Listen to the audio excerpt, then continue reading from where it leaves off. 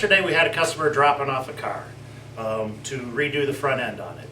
And he was kind of joking with me because he didn't have a lot of caster, and he said, more caster, it goes faster. Not necessarily true. What caster is the layback on a strut. How far the strut lays back, which allows the car to go straighter with less effort. So what I wanted to do is give you a little explanation of our caster and camber plates. This is a standard Fox body caster and camber plate, and it is an adjustable caster and camber plate. And we get a lot of requests for what's the difference between the adjustable one and the fixed caster and camber.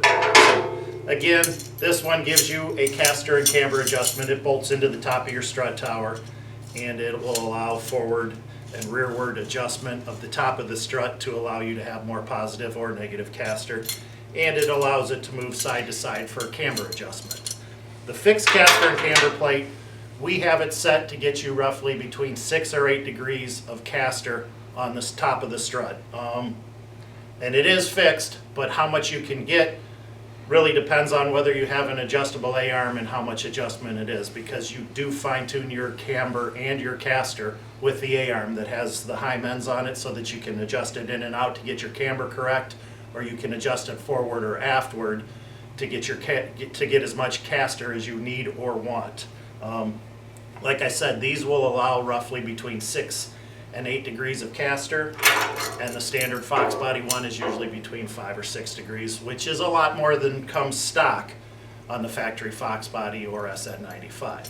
So if you've got a more serious race car and you do have adjustable A-arms, you might want to think about putting on our fixed caster and camber plates.